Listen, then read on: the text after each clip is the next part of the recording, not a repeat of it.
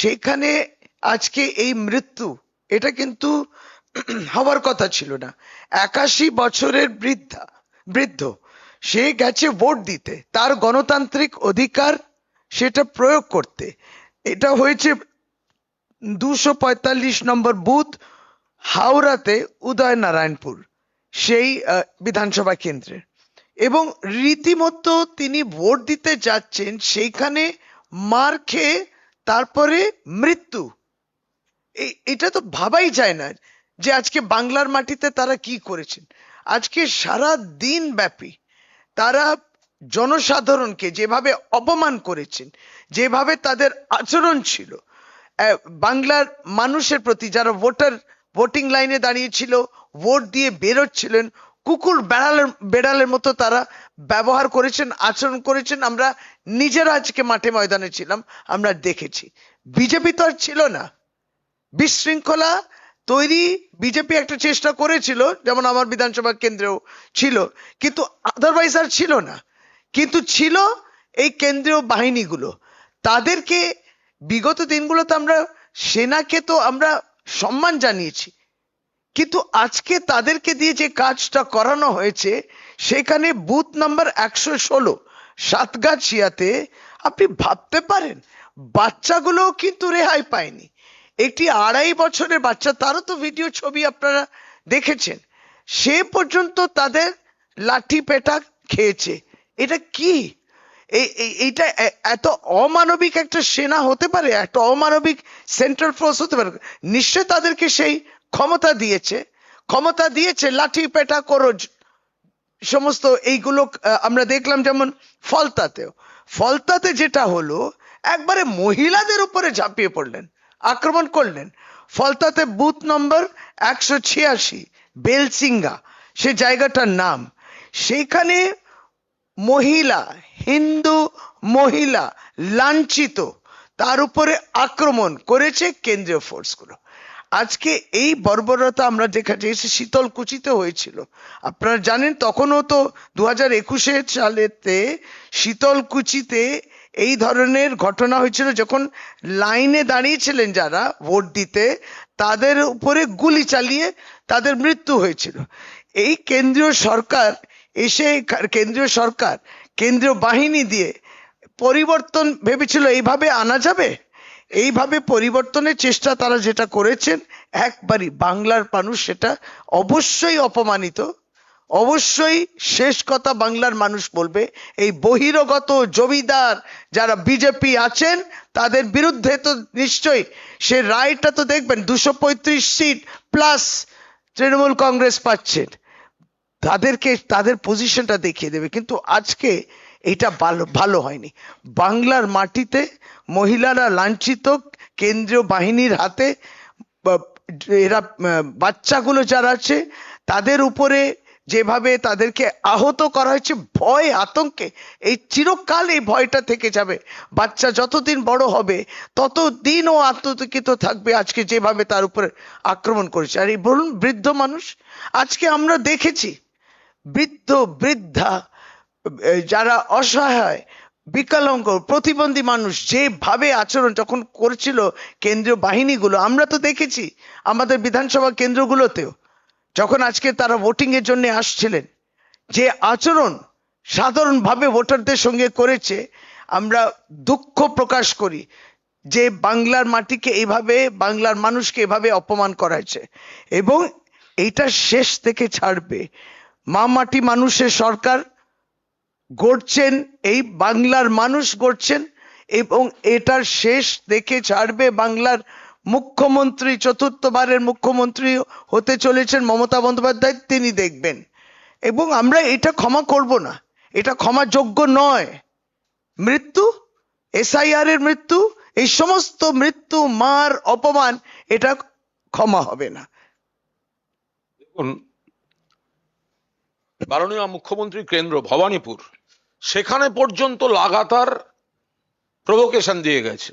Councillor অসীম Basu, mayor পরিষদ, তাকে উত্তক্ত করা, ফিরহাদ হাকিম উত্তক্ত করা, অর্থাৎ তৃণমূল কংগ্রেসের যারা ভোট করছেন বিজেপি হারবে জেনে, সেখানে কেন্দ্রীয় বাহিনীকে দিয়ে এই হুমকিগুলো দিয়েছেন। এবং বিভিন্ন সিটে একই ঘটনা ঘটেছে।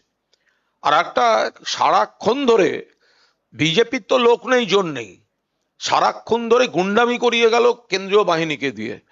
যেসব বুথগুলো ওদের গোহারা হারা, সেখানে ভোট স্লো করিয়ে মানুষকে হয়রানি করলো।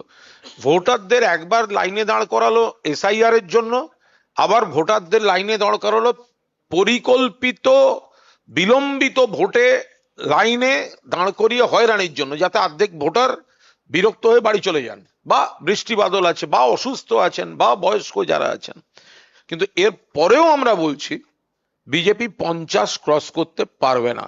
তৃণমূল 235+, সেটা কতই গিয়ে দাঁড়াবে সেটা পরে বলা যাবে। আর একটা বিষয়, হঠাৎ আপনারা কিছু কিছু মিডিয়ায় এটা ভয়ঙ্কর শান্তিপূর্ণ ভোট হয়েছে, এটা নাকি নজিরবিহীন।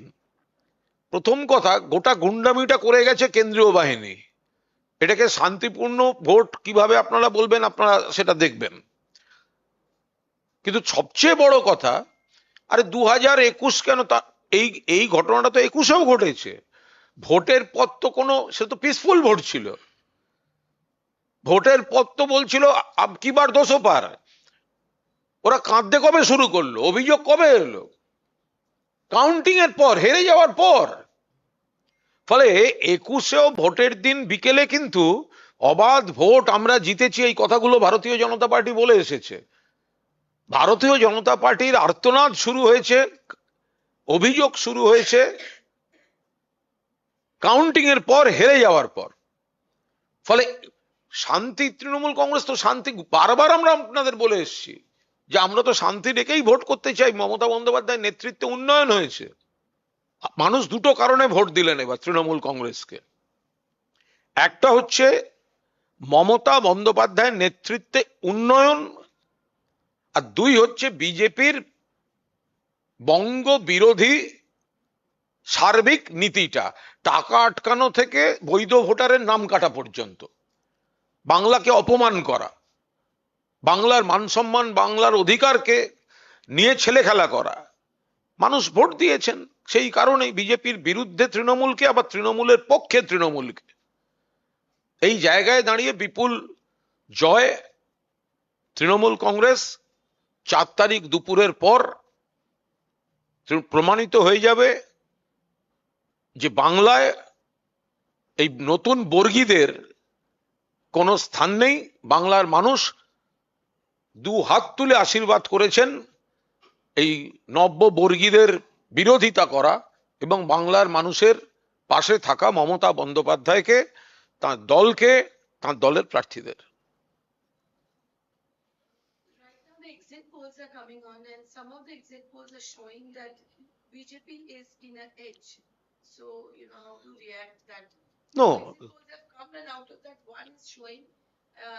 देखिए, इसके पहले बहुत बार 2021 का एग्जिट पोल आप दिखाइए और एक्चुअल रिजल्ट क्या हुआ था वो दिखाइए। तो क्या मतलब है ये एग्जिट पोल का? ये तो इन्फ्लुएंस करना चाहते हैं। ये जो एग्जिट पोल अभी बोल रहा है भाजपा ये करेगा वो करेगा, तो उसका पास खुद एग्जिट पोल का एग्जिट पोल देखिए, खुद का रिकॉर्ड देखिए। आपका ये एक प्रोमिनेंट चैनल इस बार वो सब नहीं कर रहा है, क्योंकि वो नहीं मिल रहा है। तो कौन एग्जिट पोल में क्या बोल रहा है, ये बेसिकली बेसलेस है। जो लोग तृणमूल को थोड़ा डाउन दिखाना चाहता है, उसका 2021 का खुद का रिजल्ट दिखाइए। वो क्या एग्जिट पोल में बोला था और एक्चुअल रिजल्ट क्या हुआ। तो वो एक एक बार अपनी मन से थोड़ा फ्लोट कर देंगे और हम लोग रिएक्ट करेंगे। हम लोग फुल ट्रस्ट है हमारा बंगाल का मां माटी मानुष का ऊपर, जनता का ऊपर, और जनता पूरा सपोर्ट कर रहा है ममता जी को। भाजपा को कितना मिलेगा? Bhajpa will not cross 50। Bhajpa 2021 में बोला था अब की बार 200 पार, 200 के बदले वो 77 में सील हो गया, बाद में वो रिड्यूस्ड हो गया 60 तक। तो अभी 2 चरण में जो वोट हुआ उसके बाद हम लोग ये कह रहे हैं, number 1 BJP will not cross 50 और नंबर 2 तृणमूल 235 প্লাস। শুভেন্দু অধিকারী সাংবাদিক সম্মেলন করে বলছেন হিন্দু ভোটের বেশিরভাগ অবাঙালি এবং বাঙালি ভোট ওটাই প্রায় বিজেপি পাচ্ছে এবং মমতা বন্দ্যোপাধ্যায় তার নিজের বুথে 200-র বেশি ভোটে হারবেন এবং যেভাবে ভোট হয়েছে তাতে পাশের বাড়ি মমতা বন্দ্যোপাধ্যায়ের পাশের বাড়ির লোক নাকি শুভেন্দু অধিকারীকে পাবদা মাছ খাওয়ার মানে সব কথার মানে এর কি উত্তর দেবো বলুন? এটা তো রেজাল্টেই ভবানীপুরে মমতা বন্দ্যোপাধ্যায় 40 থেকে 50,000 ভোটে জিতবেন। মমতা বন্দ্যোপাধ্যায় 40 থেকে 50,000 ভোটে জিতবেন। কে কোথায় লাফিয়ে বেড়াচ্ছে, কে কোথায় সিন ক্রিয়েট করছে, নন্দীগ্রামে হারবে জেনে যদি বিরোধী দলনেতা ভবানীপুরে এসে নাটক করে প্রচারে থাকতে চান তার প্রবলেম, এটা তো আমাদের প্রবলেম নয়। ফলে তৃণমূল কংগ্রেস এই লোকগুলোই তো, এই বিরোধী দলনেতাই তো 21 সালে বলেছিলেন আব কি বার 200 পার। এই বিরোধী দলনেতাই পঞ্চায়েতের আগে বলেছেন একাধিক জেলা পরিষদ জিতবো, পূর্ব মেদিনীপুরটাও জিততে পারেননি। এই বিরোধী দলনেতাই বলেছেন 24 সালে বিজেপির এমপি বাড়বে, লোকসভা বাড়বে। বিজেপি কমে গেছে, তৃণমূল বেড়েছে। তো ওরা যদি ফ্লপ জ্যোতিষী হয় তো তার দায় দায়িত্ব আমরা নিয়ে কি বলবো? আমরা যা যা বলি আমরা মেলাই। আমরা বলেছি 2021-এ আমরা মমতা বন্দ্যোপাধ্যায় জিতে আসবেন, এসেছেন। আমরা বলেছি বিজেপি হেরে যাবে, গেছে। আমরা বলেছিলাম প্রত্যেকটি জেলা পরিষদ তৃণমূল জিতবে, জিতেছে, বিজেপি শূন্য। আমরা বলেছিলাম লোকসভায় তৃণমূল বেড়ে যাবে, বিজেপি কমে যাবে, মিলেছে। আমরা বলছি আবার তৃণমূল বিপুল ভাবে ফিরে আসছে এবং বিজেপি গোহারা হারছে, সেটাই মিলবে। Thank you. প্রচুর খেটে দিলাম।